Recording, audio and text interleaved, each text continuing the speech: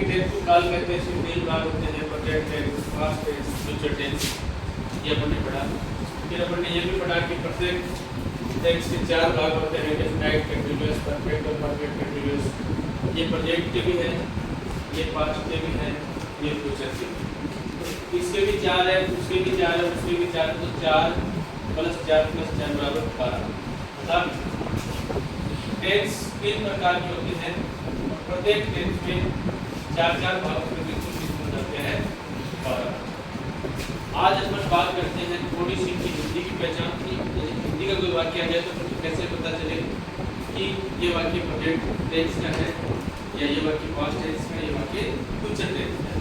और साथ में हम बात करेंगे हेल्पिंग वर्ब की। हेल्पिंग वर्ब लिख रखे हैं, इसको बोलते हैं सहायक।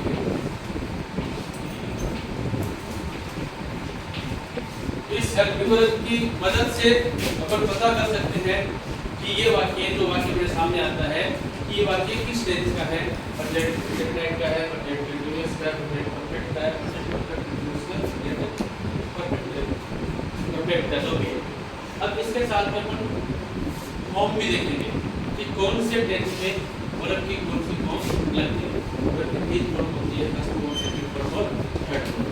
प्लस हम वर्ब की फर्स्ट फॉर्म के साथ आईएनजी का प्रयोग भी करते हैं। तो पहले हम देखते हैं कि ये जो टेंस है, इनकी हेल्पिंग वर्ब कौन है। फिर अपन आगे बात करेंगे सिंगुलर कौन सी होती है, प्लूरल कौन सी होती है, ये अपन बात करेंगे।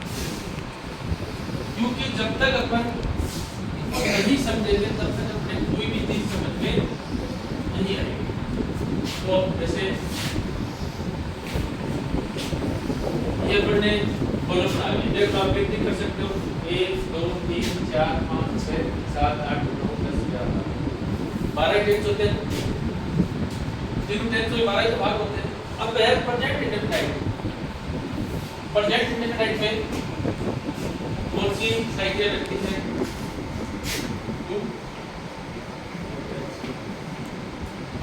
प्लस प्रेजेंट कंटीन्यूअस में each and are plus verb के फर्स्ट फॉर्म के साथ आईएनजी का प्रयोग होता है। परफेक्ट में हैज और हैव प्लस वर्ब की ऐड होती है। परफेक्ट टेंस में has been, have been plus verb की फर्स्ट फॉर्म के साथ आईएनजी होता है। ठीक उसी प्रकार से पास्ट इंडेफिनिट में अपन प्रयोग करते हैं डिड के साथ। ठीक, इसमें करते हैं वाज और वर का प्रयोग करते हैं, वर्ब के साथ आईएनजी का प्रयोग इसमें भी होता है। हैज हैव है, इसमें हैड का प्रयोग होता है, प्लस वर्ब की स्टार्ट का प्रयोग होता है। इसमें हैड बीन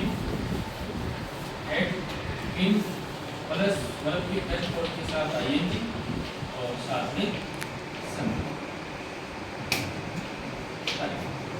अब आता है फ्यूचर। फ्यूचर में शैल और विल प्लस वर्ब की फर्स्ट फॉर्म, इसमें शैल बी और एक विल बी प्लस वर्ब की फर्स्ट फॉर्म के साथ आईएनजी। इसमें shall have, will have plus verb की ऐड। इसमें shall have been,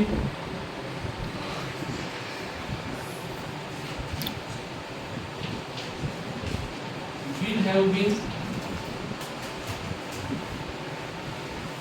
plus verb की फर्स्ट फॉर्म के साथ आईएनजी। अब देखो अपन इस बात से समझते हैं इनमें सिंगुलर वर्ब तो कौन सी है और प्लूरल वर्ब कौन सी। सिंगुलर का मतलब होता है जो एक वचन के साथ आती है। सिंगुलर का मतलब क्या होता है? एक वचन। सिंगुलर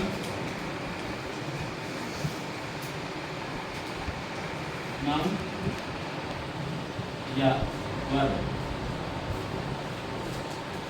और प्लूरल नाउन के साथ में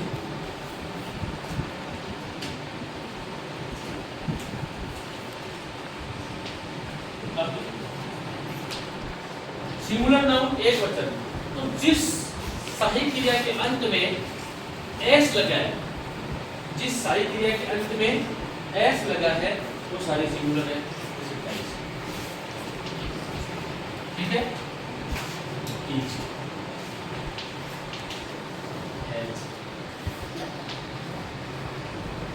has been, ठीक है, was, ये सारी क्या है सिंगुलर। इसका नियम अलग है, शैल और विल का नियम अलग रहेगा। ये कैसे आएगी वो बात करेंगे। अब आती है प्लूरल। प्लूरल में आर आता है, उसके बाद एक हैव आता है, उसके बाद एक हैव,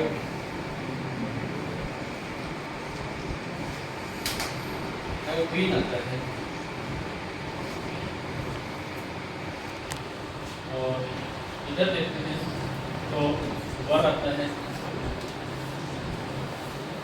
वर के बाद में हेड आता है।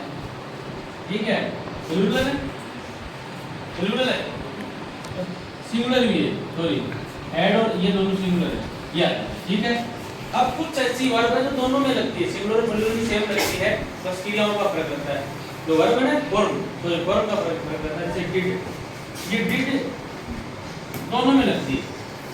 ठीक है, सिंगुलर और प्लूरल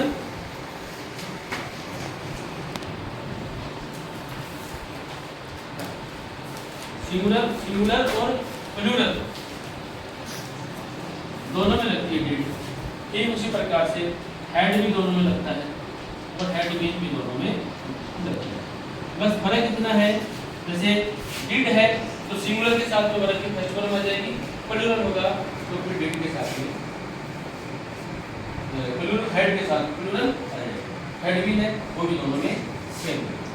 ये इस क्लास में आपको मैंने समझाया है।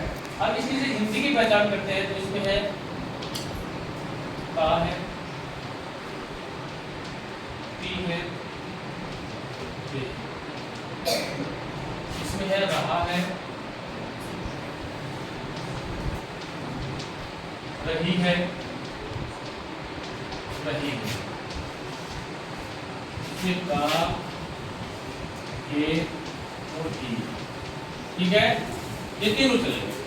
अब इसको आपको समझना, इस चार्ट को जब आप समझ जाओगे तो आप निश्चित रूप से आपको पता चल जाएगा कि टेंस में क्या क्या है। दो चीज आ गई अपने पास में, एक तो साइड क्रिया आ गई और एक फॉर्म, फॉर्म, फॉर्म वर्ब की जो फॉर्म होती है वो तीन होती है, फर्स्ट, सेकंड और थर्ड।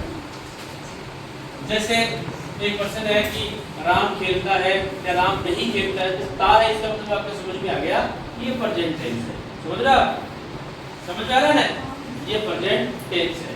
और जो इंडिफिनिट होगा उसमें कंटिन्यूअस होगा, उसमें रहा रही का मतलब होगा, और सॉरी था, रहा था, रही थी और रहे थे आता है। जहां पर था थे थी आता है वो पास्ट होता है, ता है ती है ते आते वो प्रेजेंट होता है, और गा गे का जो संबंध होता है वो फ्यूचर होता है। कोई भी अपना सेंटेंस देते हैं जिसमें ता ती ते आते हैं तो ये समझो कि वो प्रेजेंट टेंस का है। भूत की बात करते हैं पास्ट टेंस की, रहा था, रही थी, रहे थे आते हैं, और इसके माध्यम से अपन ये सेंटेंस को पूरे करेंगे।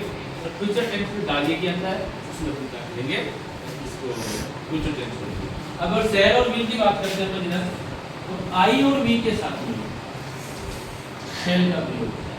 अब शैल जितने भी है, शैल है, शैल भी है, शैल है, शैल है, बाकी जितने भी है जैसे ही, शी, इट, दे, यू, इसके साथ में विल का प्रयोग होता है। अब आपके ये समझ में आ जानी चाहिए कि जो नाउन है, सिंगुलर नाउन, प्लूरल नाउन है, ये सीट एनीवन ने सिंगुलर नाउन होता है, और प्लूरल नाउन में आई, यू, दे बहुवचन होता है, प्लूरल नाउन होता है। तो सिंगुलर नाउन के साथ में हमेशा सिंगुलर वर्ब का प्रयोग होगा और प्लूरल नाउन के साथ में हमेशा प्लूरल वर्ब का प्रयोग होगा। कुछ जो स्थायी क्रियाएं हैं वो दोनों के साथ आती है, डिड है, हैड बीन है। और आई के साथ और वी के साथ सेल का प्रयोग होता है। He, she, it, they, he, she, it, they और यू, इनके साथ में विल का प्रयोग होता है। अब इसके माध्यम से अपन क्या करेंगे, आगे जो सेंटेंस कैसे बनते हैं, टेंस। अब अपन इन सबको तो अपने मोटा मोटी समझ लिया है कि टेंस के 3 भाग होते हैं, प्रेजेंट, पास्ट, फ्यूचर। उसके बाद में इनके 4 भाग होते हैं, indefinite, continuous, perfect, perfect continuous. ये तो टेंस होती है डायग्राम में कि भाई कितने प्रकार की होते हैं, यही होता है।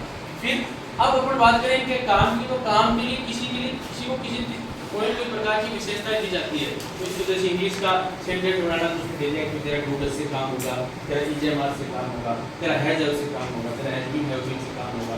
ये किसी प्रकार से पास्ट में डिड है, आज भर है, हैड बीन है, फ्यूचर है, shall will be, shall have been है, shall have been will have been. इनसे इसका हम क्या करेंगे, आगे वाक्य में प्रयोग करेंगे। इसी के माध्यम से सेंटेंस बनाना सीखेंगे। उससे पहले अपन कुछ और चीज़ें पढ़ेंगे, जैसे पार्ट ऑफ स्पीच है, नाउन है, प्रोनाउन है, एडजेक्टिव है, एडवर्ब है ना, कॉम्प्लीमेंट है। ये सारी चीज़ें अपन पढ़ेंगे, तब आपको समझ में आएगा कि वाक्य को कैसे बनाना है। बाकी अपन आगे एक क्लास में पढ़ेंगे। तब तक आप मस्त रहिए, पढ़ते रहिए।